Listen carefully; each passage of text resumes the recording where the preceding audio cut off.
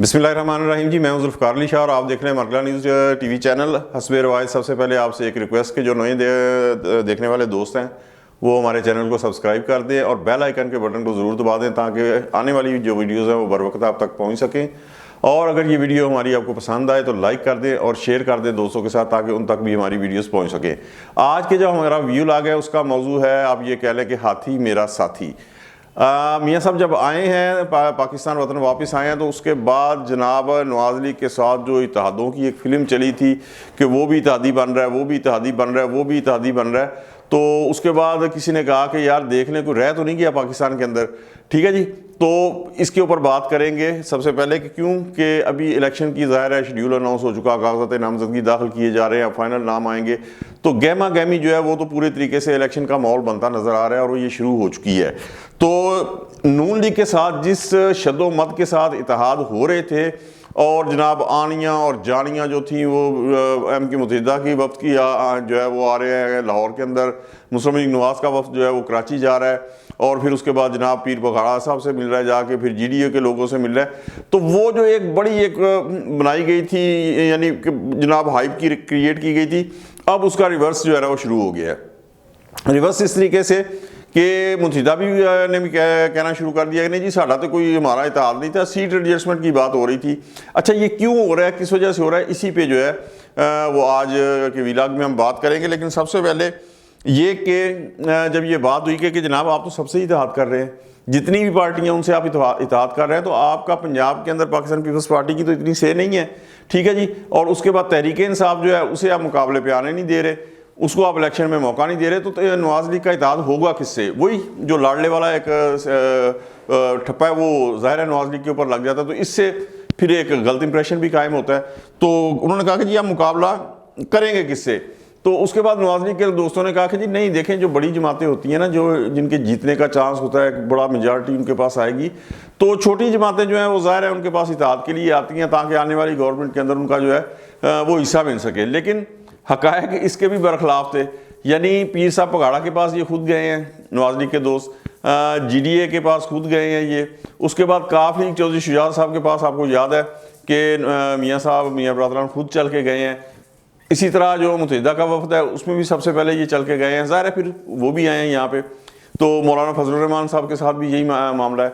लेकिन उसके बाद क्या हुआ है कि फिर ये जिस शद्दोमद और जनाब जोशो खरोश के साथ इत्तेहाद बन रहे थे, उसी जोशो खरोश के साथ अब ये रिवर्स होता मामला नज़र आ रहा है। अब क्या हुआ है कि जी इत्तेहाद नहीं है लेकिन सीट एडजस्टमेंट हो सकती है। अच्छा इस्तेकाम पार्टी के साथ भी यही हुआ कि जनाब इत्तेहाद हो रहा है ये वो। अब ज़रा इस चीज़ के ऊपर गौर कर लें कि सबसे पहले हम बात करते हैं इस्तेकाम पार्टी के साथ। पंजाब के अंदर 141 नशिस्तें हैं टोटल कौमी असम्बली की, और उसके अंदर जो इस्तेकाम पार्टी है उन्होंने 20 सीटें मांग ली हैं, एक सिंध से कि जिसके ऊपर सीट एडजस्टमेंट होगा, और 19 पंजाब से।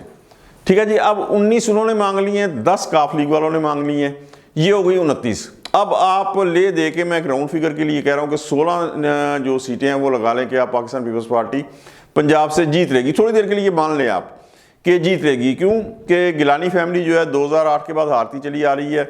लेकिन आपको याद है गुज़श्ता साल जो ज़िमनी इलेक्शन हुए थे तो शाह महमूद कुरैशी की जो बेटी थी उन्होंने हराया था और एक अच्छे मार्जिन से हराया था। तो उससे एक उम्मीद है कि शायद वो गिलानी फैमिली एक मरतबा फिर जो है अपनी सीटें वापस हासिल करने में कामयाब हो जाए, और शाह महमूद कुरैशी भी जिस तरह जेल में है उनकी अदम मौजूदगी के अंदर, और कुछ इलेक्टेबल भी आए हैं। तो 16 सीटें अगर वो जीत जाएगी तो 45 सीटें ये हो जाएंगी। अब 141 में से 45 सीटें अगर निकाल दें तो बाकी बच जाती है 96 सीटें। अब 96 सीटों में से आप मैं बिल्कुल वो फिगर दे रहा हूँ कि जो नवाज़ लीग तस्लीम करती है, ये मेरा फिगर नहीं है, ना ये मेरी असेसमेंट है या ना मेरा अंदाज़ा है, लेकिन जो नवाज़ लीग कहती है कि जी 30 सीटें 25-30 सीटें तहरीक इंसाफ जीतेगी, ओके मान लेते हैं उनकी बात। 96 में से अगर 30 सीटें जो है तहरीक इंसाफ की निकाल दें आप पंजाब से, बाकी कितनी बात जाती हैं 66। इन 66 सीटों में से वो सीटें भी हैं जो जिन पे तहरीक इस्तेकाम सीटें एडजस्टेबल नहीं मांग रही नवाज़ लीग से, क्योंकि वो समझती है कि जी मेरी ये सीटें हैं। अच्छा वो भी निकाल दें तो बाकी आप मुझे बताएं कि नवाज़ लीग के पास पंजाब के अंदर कितनी सीटें बच जाती हैं। وہ کہتے ہیں گنجی نہائے گی کیا تو نچوڑے گی کیا. اچھا یہ تو پنجاب کا حال ہے. اس کے بعد اگر آپ سندھ کی بات کریں تو حال کی گھڑی تک جس وقت یہ ویلا ہو رہا ہے سندھ کے اندر مسلم لیگ نواز کو شاید ایک سیٹ بھی نہ ملے, لیکن میں ہر بار جب یہ تجزیہ کرتا ہوں تو ایک بات کہتا ہوں کہ اگر الیکٹیبل آ جاتے ہیں, جس طرح لیاقت جتوئی جی ڈی اے سے علیحدہ ہوئے ہیں, تو وہ اگر جوائن کر لیتے ہیں انٹیریئر سندھ سے مسلم لیگ نواز کو, تو اکا دکا سیٹیں شاید وہاں سے آ جائیں. بلوچستان سے 4-5 سیٹیں, خیبر پختونخوا سے بھی سردار مہتاب عباسی نے اب اعلان کر دیا گزشتہ دنوں کے وہ آزاد لڑیں گے, نواز لیگ کی سیٹ کے اوپر نہیں لڑیں گے کیونکہ امیر مقام اور ان کا جو اختلافات چل رہے ہیں اس حوالے سے. تو خیبر پختونخوا سے بھی کوئی اتنی خاص کامیابی نواز لیگ کو نہیں ملے گی. تو اب یہ مقصد پنجاب کی میں نے آپ کو بتایا, خیبر پختونخوا سے آپ کو بتایا, سندھ سے بتایا, بلوچستان سے بتایا. تو یہ جو 2/3 اکثریت کا ایک نعرہ لگایا تھا وہ تو مقصد نہیں, بالکل بھی اب اسے پیچھے ہٹ گئے ہیں. خود اب نواز لیگ بھی 2/3 اکثریت کا نعرہ نہیں لگاتی, بلکہ سادہ اکثریت جو ہے وہ لینے کے دینے پڑے ہوئے ہیں. اور خود تخت لاہور کے اندر جو ہوم گراؤنڈ ہے, جسے جناب تخت لاہور کہا جاتا تھا, شریف برادران کا گڑھ کہا جاتا تھا, وہاں سے بھی جو ہے کامیابی نون لیگ کے لیے وہ مشکل بنتی جا رہی ہے. اور جو گڑھ تھے, جو شہر تھے, جس طرح گجرانوالہ تھا, فیصل آباد تھا, راولپنڈی تھا, تو یہاں سے بھی نواز لیگ کے جیتنے کے امکانات جو ہیں وہ کم بتائے جا رہے ہیں. تو اس حوالے سے اگر دیکھا جائے تو نواز لیگ کا جو آنے والے الیکشن کے اندر ہے وہ کوئی بہت زیادہ مارجن نہیں ہے. اچھا اس کی ایک اور میں آپ کو مثال دوں کہ جتنے بھی تجزیہ کار ہیں وہ نواز لیگ کو نیچے رکھ رہے ہیں. اور میں جو بار بار کہتا آ رہا تھا, اب وہ قومی میڈیا کے اوپر بھی یہ کہا جا رہا ہے کہ پیپلز پارٹی کی پوزیشن انٹیریئر سندھ کے اندر انٹیکٹ ہے.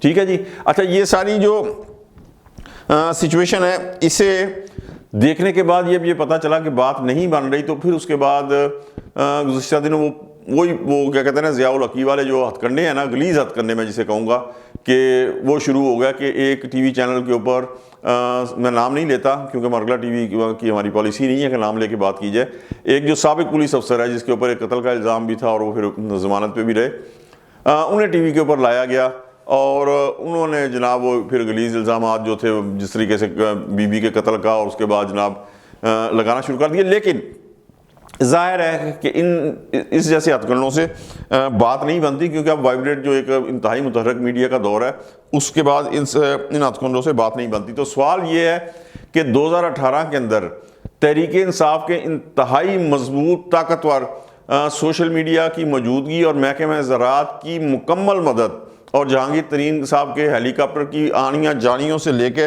یہ جتنا بھی تھا, تو اس کے باوجود تحریک انصاف کو نہ پنجاب میں سادہ اکثریت ملی اور نہ مرکز میں ملی. تو اب جو نواز لیگ کا مشن امپاسبل ہے وہ کیسے مکمل ہوگا؟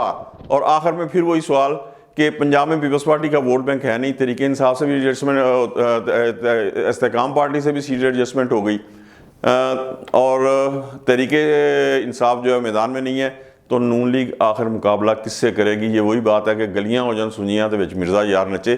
آج کا ویلاگ یہیں پہ ہم ختم کرتے ہیں, انشاءاللہ اگلے ویلاگ میں ملتے ہیں. اس وقت تک کے لیے ذوالفقار علی شاہ کو اجازت دیجیے. اللہ حافظ.